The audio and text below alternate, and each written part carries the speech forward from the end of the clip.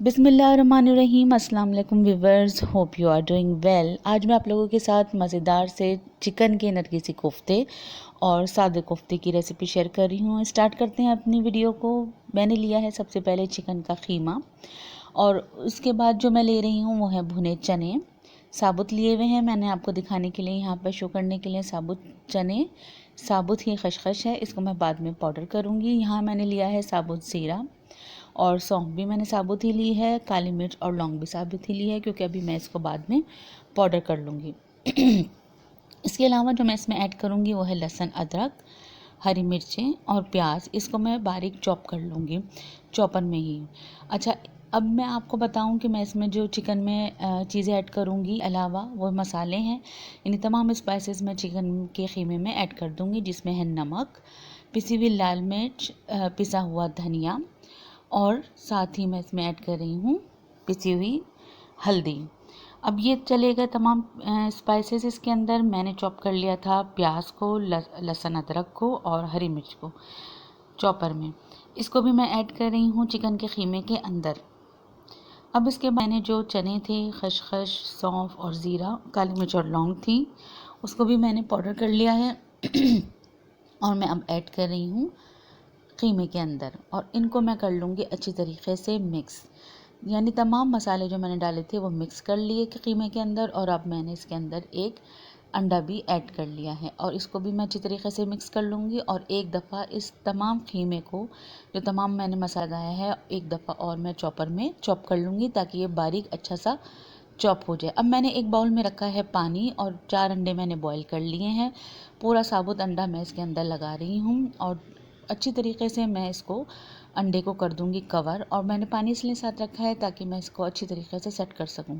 अच्छा, एक टिप यहाँ ये है आपके लिए कि जब आप ख़ीमा रेडी कर लें तो उसे 10-15 मिनट के लिए फ्रिज में ज़रूर रखें ताकि वो थोड़ा सेट हो जाए और ठंडा हो जाए, तो फिर वो इतना ज़्यादा स्टिकी भी नहीं रहता। अच्छा, दूसरे जब मैं ये तमाम कोफ्ते बना लूँगी, जिसमें 4 मैं कोफ्ते बना रही हूँ नरगिसी और जो बाकी ख़ीमा बनेगा उसके मैं सादे कोफ्ते जो हम बनाते हैं वो बना लूँगी, तो उनको भी मैं तकरीबन 15-20 मिनट के लिए फ्रिज में रखूँगी। उसके बाद मैं जो हूँ इसकी ग्रेवी और दूसरी बातें काम करूँगी। अच्छा, यहाँ मैंने कढ़ाई ली है। कढ़ाई में इतना मैंने ऑयल लिया है जिसमें मैं इसका मसाला बना लूँगी। तो अगर आप चाह रहे हैं डीप फ्राई करना तो आप उसे डीप फ्राई भी कर सकते हैं। यहाँ मैं जो नरगिसी कोफ्ते थे सिर्फ उनको जो है वो फ्राई कर लूँगी। वैसे तो आप ऐसे भी डाल सकते हैं, मैं तो डालती हूँ, लेकिन अगर आप फ्राई कर लें तो इनके टूटने के चांसेस कम रहते हैं।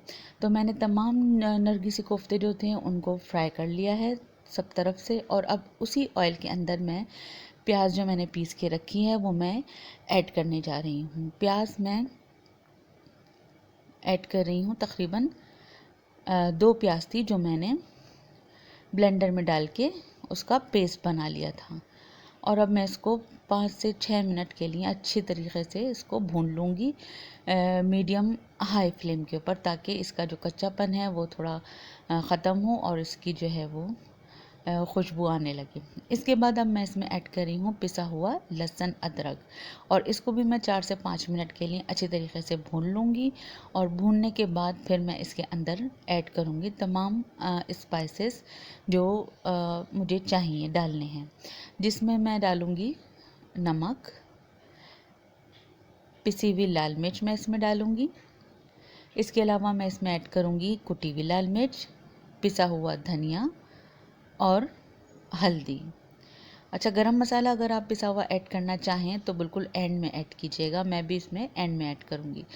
थोड़ा सा पानी मैंने ऐड किया है क्योंकि स्पाइसेस जो थे वो प्लेट के अंदर जो है वो चिपक गए थे, जिसकी वजह से मैंने थोड़ा सा पानी डाल के उनको भी इसमें ऐड कर दिया था। इसके बाद मैंने यहाँ ऐड किया है दही और मैं इसे तकरीबन 10 से 15 मिनट के लिए भून लूँगी मीडियम लो फ्लेम पे। जब ये भुन जाएगा तो मैं इसमें ऐड करूँगी वो कोफ्ते जो कि मैंने फ्राई नहीं किए थे, यानी कि आम सादे जो नॉर्मल कोफ्ते हम बनाते हैं, इनको मैं दोबारा एक दफ़ा हाथ से अच्छी तरीके से सेट कर लूँगी ताकि ये बहुत अच्छे सही से गोल गोल कोफ्ते बने और बहुत खूबसूरत लगे देखने में भी। तो इनको मैं इस वक्त इसमें ऐड कर दूँगी और 15 मिनट के लिए लो फ्लेम पे इनको पका लूँगी, क्योंकि ये मैंने फ्राई नहीं किए हैं तो इनको इसी ग्रेवी के साथ मुझे इनको पका लेना है ताकि अंदर से ये पूरे गल जाएं। और इनको चमचा मैंने इसलिए नहीं चलाया कि यह चमचा लगने से इनका शेप ख़राब होगा, तो मैंने इस पतीली को हिला के इनके ऊपर भी हल्का हल्का सा ऑयल कर लिया है। अब 15 मिनट गुजर गए हैं, तो मैंने इसके अंदर जो अपने नरगिसी कोफ्ते फ्राई करके रखे थे वो भी ऐड कर दिए हैं। और अब इनको भी मैं 10 से 15 मिनट के लिए अच्छी तरीके से जो है लो फ्लेम पर दम छोड़ दूँगी। अगर आप इसमें ग्रेवी थोड़ी रखना चाह रहे हैं पतली, यानी थोड़ा इतना आप जिस हिसाब से इसका शोरबा रखना चाह रहे हैं, थिक रखना चाह रहे हैं या थोड़ा रनी रखना चाह रहे हैं, उस हिसाब से आप इसमें पानी ऐड कर सकते हैं। मैंने कोई पानी इसमें ऐड नहीं किया है। इसके बाद मैं इसमें ऐड कर रही हूँ हरी मिर्चें, हरा धनिया, अदरक, ये आप इसमें ऐड कर सकते हैं।